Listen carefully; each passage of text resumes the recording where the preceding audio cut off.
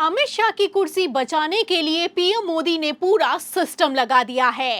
एक तरफ राहुल गांधी ने अमित शाह के खिलाफ सबूत जारी किए हैं, तो वहीं दूसरी तरफ विशेषाधिकार हनन का नोटिस जारी होते ही कैसे हड़कंप मच गया है आपको बताएंगे। लेकिन पहले कैसे राहुल गांधी को सपोर्ट करके कॉकरोच जनता पार्टी ने भारतीय जनता पार्टी को अब तक का सबसे तगड़ा झटका दिया है, खबर देखिए। तो लेटेस्ट खबर निकलकर सामने आई है कि कॉकरोच जनता पार्टी के संस्थापक अभिजीत दीपके ने राहुल गांधी को सपोर्ट किया है और गृह मंत्री अमित शाह का डायरेक्ट इस्तीफा मांग लिया है। तो आखिरकार वही हुआ जिसका डर था।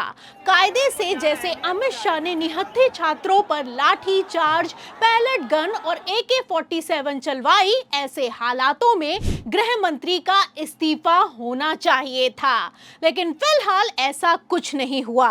सोचा था कि धर्मेंद्र प्रधान को साइड कर देंगे तो अमित शाह को कुछ नहीं होगा। फिलहाल अब पूरा खेल उल्टा पड़ता हुआ नजर आ रहा है। एक तरफ नेता प्रतिपक्ष राहुल गांधी ने अमित शाह के खिलाफ सबूत दिखाए हैं, वहीं दूसरी तरफ कॉकरोच जनता पार्टी ने अमित शाह से डायरेक्ट इस्तीफा मांग लिया है। तो हड़कंप मच गया है। खेल समझिए। आपको बता दें कि पहले तो राहुल गांधी ने सदन में कहा कि अमित शाह के आदेश पर गोलियां चलाई गई, तो भरे सदन में बवाल खड़ा हो गया।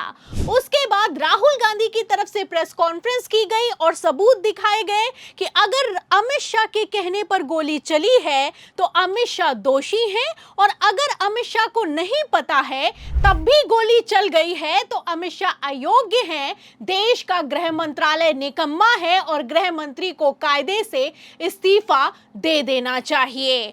आपको बता दें कि राहुल गांधी ने ऐसे ऐसे सबूत दिखाए, भरे सदन में बयान दिए, उसके बाद से मोदी सरकार की हालत खराब हो गई। आलम तो ये हो गया कि अमित शाह को डिफेंड करने के लिए मंत्रियों की फौज उतार दी गई, लेकिन फिर भी बवाल थमने का नाम नहीं ले रहा है। सबसे पहली बुनियादी बात कि कहीं भी गोली चलाने का आदेश कोई मंत्री नहीं देता, वो मैजिस्ट्रेट देता है, SDM देता है, DM देता है। होम मिनिस्टर का कौन सा ऑर्डर है, वो ऑर्डर का कॉपी आप निकाल के बताइए। आपने कहा होम मिनिस्टर ने ऑर्डर दिया है फायरिंग के लिए, आप वो ऑर्डर का कॉपी निकालिए। तो अमित शाह ने प्लान तो किया था कि इस बार के मानसून सत्र में 2/3 बहुमत जुटाकर परिसीमन बिल पारित करवा लेंगे, लेकिन फिलहाल आलम तो ये हो चुका है कि अमित शाह सदन में मौजूद होने के बावजूद विपक्ष के खौफ के कारण सदन की कार्रवाई में शामिल नहीं हो रहे हैं। तस्वीरें आप देख सकते हैं कि किस तरीके से राहुल गांधी के आरोपों के बाद से मंत्रियों की फौज अमित शाह को डिफेंड करने के लिए मैदान में उतरी है। मतलब कि कल तक जिन राहुल गांधी को सीरियसली नहीं लिया जाता था, उन्हीं राहुल गांधी के बयानों को खारिज करने के लिए पूरा का पूरा सिस्टम लगा दिया गया है।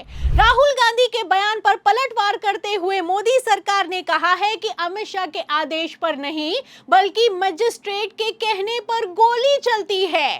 फिलहाल अगर मजिस्ट्रेट के कहने पर निहत्थे छात्रों पर पैलेट गन और AK-47 चलाई गई है तो देश का गृह मंत्रालय क्या कर रहा है? सवाल तो इस बात का खड़ा होता है। Speaker sir, the use of force can only be authorized by the Home Minister. No. It cannot be authorized either by the Home Minister or the Prime Minister.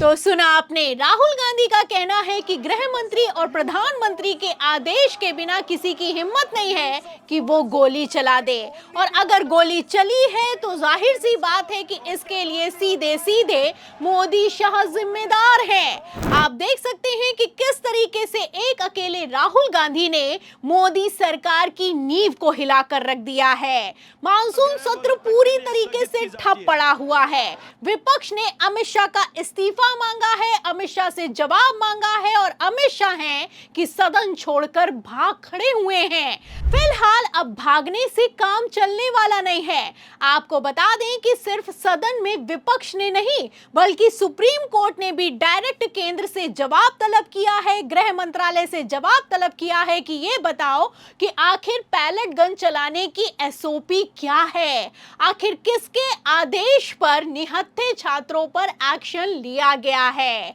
आपको बता दें कि एक तरफ सुप्रीम कोर्ट ने गृह मंत्रालय से रिपोर्ट तलब की है, वहीं दूसरी तरफ अमित शाह की हालत खराब दिखाई दे रही है। फिलहाल जैसे पूरा खेल रातों रात पलटता हुआ नजर आ रहा है, ऐसे हालातों में इतना तो साफ हो चुका है कि पूरा पीएमओ हिल गया है।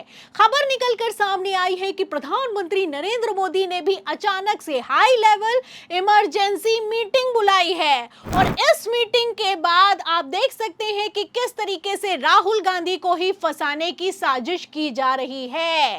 लेटेस्ट खबर के मुताबिक राहुल गांधी के खिलाफ विशेषाधिकार हनन नोटिस दिया गया है और सदन की अवमानना का भी नोटिस दिया गया है।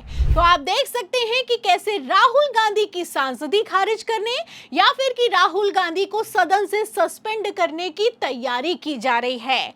आपको बता दें कि परिसीमन बिल अमित शाह के लिए नाक का सवाल बन गया है। वरिष्ठ पत्रकारों का कहना है कि अगर परिसीमन बिल सदन से पारित हो गया तो प्रधानमंत्री नरेंद्र मोदी को कुर्सी से हटाना नामुमकिन सा हो जाएगा।